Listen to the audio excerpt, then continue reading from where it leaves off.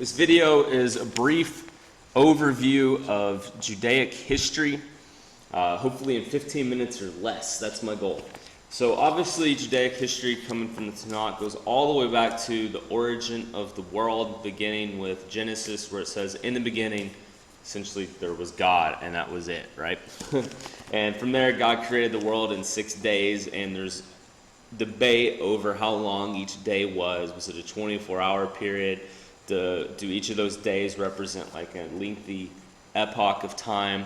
I don't know. That's stuff that's under debate. I personally have my stance on it, but that's not the point of this video.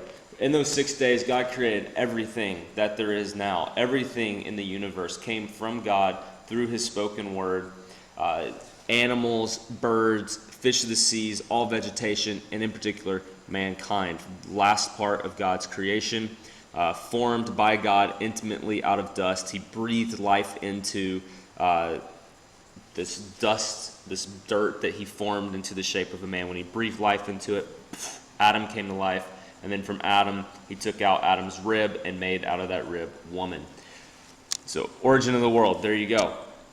Interesting, when it comes to making man, this is coming from Experiencing the World's Religions, Michael Malloy, 4th edition, this time around.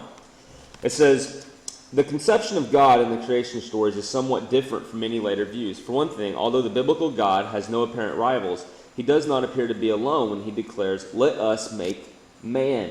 And so, let us make man. There you go, right there. How do we explain that? And then moving into chapter 2, it speaks of God walking and talking and eating in the garden with Adam and Eve. And so how do we explain that and work around that? Very good questions. As Christians, we can easily look at it and go, us, that's already alluding to the Trinity, right? How, though, would a Jew answer this? Here's the way Michael Malloy provides an account of that. He is most likely addressing his heavenly counselors, some of whom are identified in later texts, such as Psalms and Job. He's referring to angels, all right? He's referring to God addressing to the angels, let us make man. But nowhere in the rest of the Tanakh, and definitely not in the whole of the Christian Bible, do we see any indication that God created the world with the help or counsel of angels. But that's at least one Jewish explanation for the plurality of God mentioned in Genesis 1:26. Obviously, Adam and Eve didn't remain in the state of perfection that they had in the Garden of Eden. Satan tempted them to eat of this tree, which God forbade them to eat of. They ate it, and what comes about is what we call the fall, in which point death came to Adam and Eve because of this. Sin entered the world through their action, and from that, death came to mankind, and they were kicked out of the garden. Immediately after they were kicked out, Cain and Abel, their sons, Cain killed Abel. Good times. So that shows what fallen man does. When it comes to this one, Malloy says, next is the story of Adam and Eve's children, Cain and Abel, whose sibling rivalry ends in Cain's murder of Abel. This tale may reflect ancient rivalries between farmers and herders. Really? So did it or did it not happen? I would take a literal position on this, but this again goes to show how a lot of people are moving into this realm now where they must interpret Genesis figuratively or metaphorically because they really don't like a lot of the stuff from Genesis, especially in the length of time Scripture says God took to create the world, when they are looking at the universe and interpreting it to be millions of years old. In fact, billions of years old. After Cain killed Abel, there's a long list of genealogy from them, but we then get to this flood scenario where what Cain and Abel did was just the start of a big catastrophe of sin and wickedness in the world, and God actually said he hated the fact that he created man because of the wickedness. He saw that from our hearts always were bent to do evil and to do things which were selfish and against others and against God. So he found Noah to be righteous, or at least in faith, and trusting in him, and he wiped out the entire world with a flood and spared Noah and his family, so 8 people in all, were saved through this flood. From there, the next big event in the Bible is the Tower of Babel. After the flood, they're told to disperse, spread out, multiply, occupy the land, take care of it. But they had other plans. The people all joined together. They formed one city, and they're building this tower to heaven. And God was like, here they are. They're going at it again. They are focusing on themselves and what they can accomplish, which makes sense because mankind was created in the image of God. We do have abilities that the rest of creation does not have in terms of creativity, relationship, knowledge, intellect. We can do a lot of great stuff. And he was just saying, dude, they're going to just completely go away from me because they're going to together be able to accomplish so much. So he actually confounded their language. Babel means confusion. And so he confused their languages and sent them packing, sent them out into all different directions. And from that, obviously, I believe what he's going to be doing is bringing us all back together eventually under Christ with one language again and with one heart and mind, except instead of being focused on our own initiatives and what we can do, instead of building our own tower to heaven, we'll be with God and be subject to him. At least that's my Christian perspective on it. For Genesis 1 through 11, that's what's been covered so far. Malloy has some interesting stuff to say. He questions it quite a bit. He said, did Adam, Eve, Cain, Abel, Noah, and the others really exist?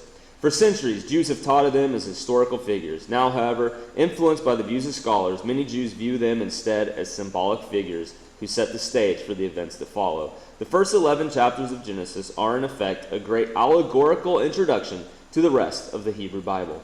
For example, Adam and his immediate descendants are described as living to great ages. Adam is said to have lived to be 930 years old, and Methuselah, the longest lived, 969 years old. Moreover, many names are apparently symbolic. For example, Adam means humankind and Eve means life. Adam also means dirt or earth.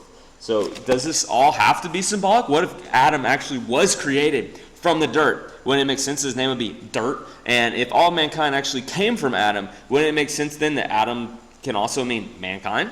Makes sense to me. I don't see why it has to be symbolic. It's interesting that he keeps throwing this in. He's actually questioning the literal validity of it, where he didn't do this with some of the stuff within the outline of Siddhartha Gautama's life when he covered Buddhism, or he didn't necessarily do this with Hinduism either.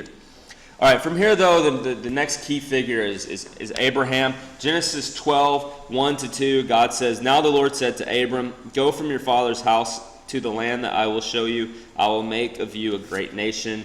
So it's about a nation. It's about a kingdom. All right, so it wasn't just about Abraham himself. And, of course, Abram was his initial name. Abraham then means father of many. So this covenant, though, that he'll make him into a great nation actually comes about in Genesis 17.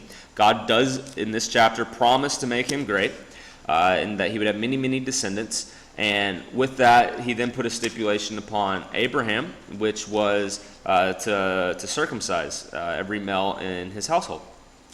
That would ever be in his household.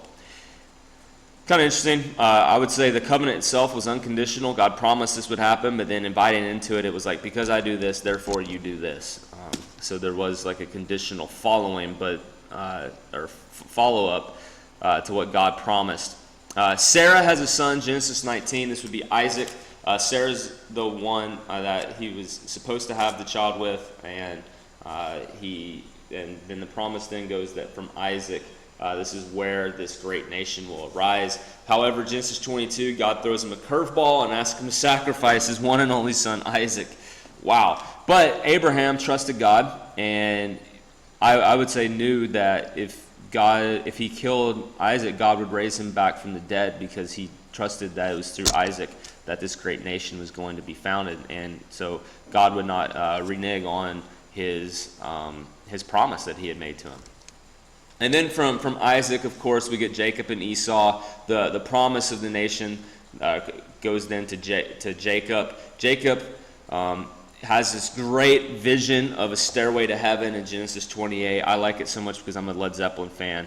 I don't like the studio version of Stairway to Heaven, but the live version is killer. Great solos and everything. So when I was reading through the Bible the first time and found this Stairway to Heaven, I was like, awesome, there is a stairway. And I began to study it a little bit more to figure out what it means. And the Christians would look at the stairway to heaven and go, the stairway is Jesus Christ, which is good news to the world.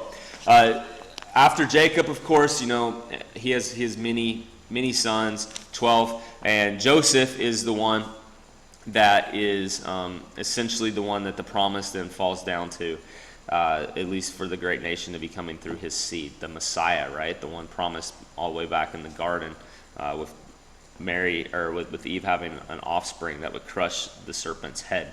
Anyways, Joseph in the amazing Technicolor Dreamcoat comes about next, and as he's living in Egypt, he ends up eventually being put in this position to save all of his family members and the Egyptians from this famine. But as time goes on, the preceding pharaohs forget who Joseph is and what he's done, and the Israelites are becoming very numerous, and the Egyptians put him into slavery. Then enters Moses, because there is this prophecy coming out that God's going to bring up someone to rescue and set the Israelites free. Pharaoh's going to go through and kill all the newborn babies. Moses gets put in a basket and actually found by Pharaoh's wife. And so he ends up living in Pharaoh's house, becomes a leader and commander within Pharaoh's affairs. And he ends up seeing someone, an Egyptian, torturing or whipping one of his fellow Israelites who are a slave. And he gets pissed and kills the guy.